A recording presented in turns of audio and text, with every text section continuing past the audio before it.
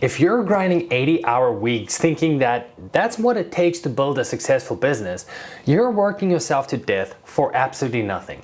And today I'm going to show you why the hustle culture is an absolute trap and the fundamental difference between working hard and working smart, and why the most successful entrepreneurs I know work fewer hours than you probably do. And I talk to business owners every week who are proud of how hard they're actually working. They brag about their 80-hour weeks, their 4 a.m. wake-ups and their morning routine, their no days off mentality, and they wear their exhaustion like a badge of honor. And then they tell me that they're stuck at 30 to 50K months and they cannot seem to break through to that next level. And here's what they are fundamentally getting wrong. There's a massive difference between working hard and working smart. Now, let's talk about the time limitation problem, because you only have 24 hours in a day. Even if you work 16 hours of that 24 hours, you're still limited by your own capacity, right? You can only take on so many calls, create so much content, or handle so many tasks. Your business growth is basically capped by your personal capacity. And that is unfortunately not a sustainable model. That's a job that you own. Now, let's talk about the skill limitation problem, because not only are you limited by your time, but you're also limited by your own skills. Maybe you're great at sales, but you're terrible at marketing, right? Or maybe you're good at operations, but weak at finance. No matter how hard you work, you cannot be world-class at everything. And when you try to do everything yourself, you end up doing most things poorly.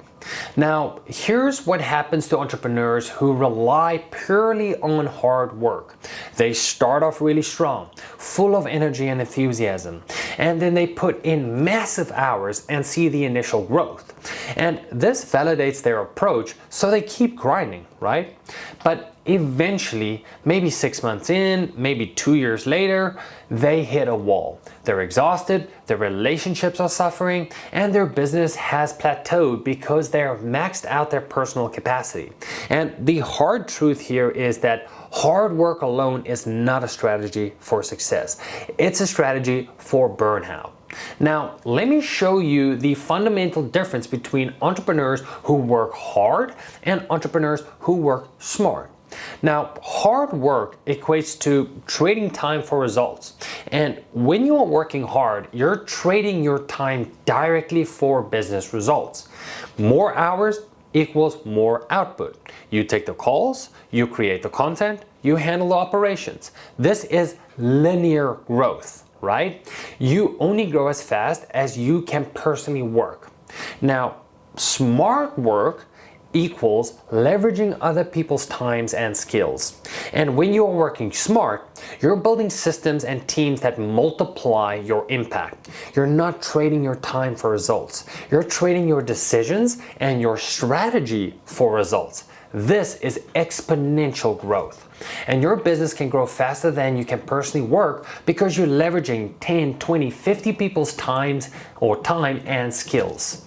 Now, let's talk about the multiplication effect here. And the way I can best explain it is, think about it this way. If you work 80 hours per week, you have 80 hours of output. If you build a team of 5 people, each working 40 hours per week, you now have 200 hours of output. And you're only coordinating, right? Not actually executing. That is the power of leverage. Your 20 hours of strategic work becomes 200 hours of execution, right? And here's what's even more powerful than that. You don't just multiply your time. You multiply your skills. You hire a marketer who's better at marketing than you'll ever be, right? And maybe you hire a closer who's better at sales than you could be with years of practice. Or you hire an actual operator who's better at systems than you have patience for.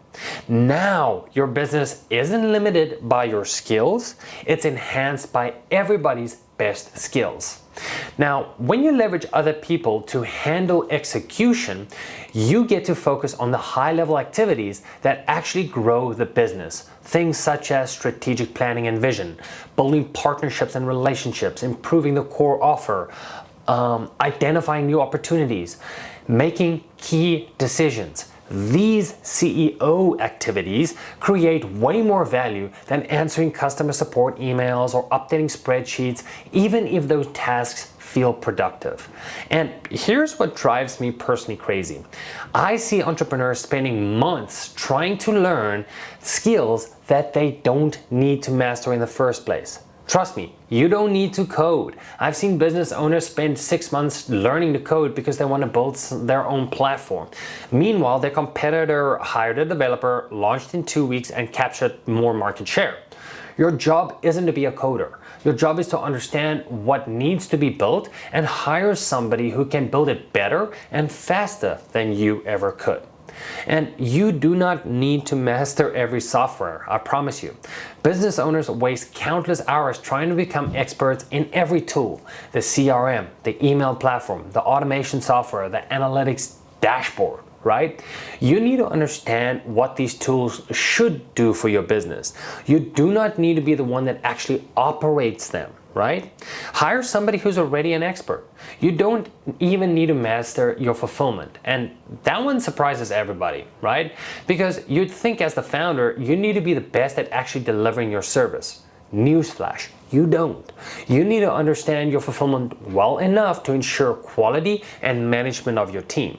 But your best operator should be better at operations than you are. Your best coach should be better at coaching than you are. And you don't also need to be the best salesperson, right? Even in sales, which many founders think they must own, your goal should be to hire closers who are ultimately better than you. You establish the sales process, but you don't need to be the one executing it forever. What you actually need to master, and here's basically, let me backtrack. Here's what you need to do, or here's what you need to be excellent at, right? Because we looked at the things that you don't need to master, but what are the things that you actually need to excel at? Well, you need to be excellent, right? Or excel at hiring the right people. Super, super, super important, right? And a lot of business owners, that's where we come into play. And Sales Match, my business, is where we actually go out and hire the best salespeople for their offer specifically.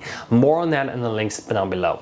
Another thing that CEOs need to be really good at is setting clear vision and direction, right? Or making strategic decisions, and especially managing and developing your team. And here's one that you actually do need to master, is understanding your numbers and your metrics and building and maintaining the right culture. That, my friend, is CEO level skills. Everything else can and should be delegated to people who are better at it than you are.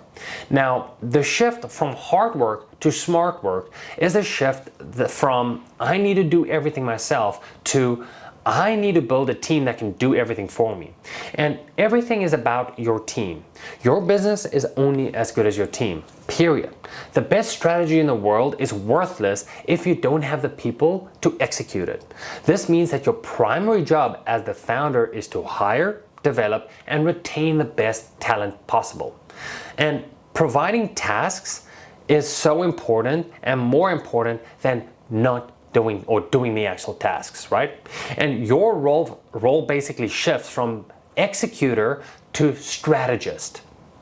That is very, very important, right? And I'll say that again. Your role is shifting from being an executor to being a strategist, right? You're not answering customer service emails. You're deciding what the customer experience should be like. You're not taking every sales call. You're determining what your ideal client is and how to reach them. You're providing the tasks, the vision, the direction, and your team needs to execute. Okay? And let's talk about the quality hiring imperative, right? Because this entire model falls apart if you hire poorly. If you hire mediocre or shitty people, fixing their mistakes and redoing their work is something that you're gonna be doing all the time. And that's worse than just doing it yourself. However, if you hire A players, people who are genuinely better at their roles than you would ever be, suddenly your business can operate at a level you could never achieve alone. Now, working smart requires trusting your team to do things differently than what you would do them. This is extremely hard for so many founders, but it is essential. Your marketer will market differently than you would. Your salesperson will close differently than you would. That is the point. They have different skills and different approaches that might work better, right? And here's what's powerful about building a strong team. They get better over time. They learn your business. They develop institutional knowledge. They become more effective the longer they are on your team. So not only are you multiplying your capacity, but that multiplied capacity improves and compounds over time. And your business gets stronger without you working harder. And this is exactly why SalesMatch exists, to help you leverage your elite sales talent instead of trying to do all the sales calls yourself. So when you're taking time, basically taking every sales call yourself, you're working really, really hard, but you're not working smart, right? You're trading your time directly for revenue, which means your growth is capped by your personal capacity. When you hire a world-class closer and an appointment setter through, our business, SalesMatch, you're suddenly leveraging multiple people's times and skills. Your setter qualifies leads, your closer converts them, and you focus on strategy and growth, which is what your business deserves. So if you're interested in that, more on the links down below, and I really hope this video helped, and see you in the next one. Bye-bye.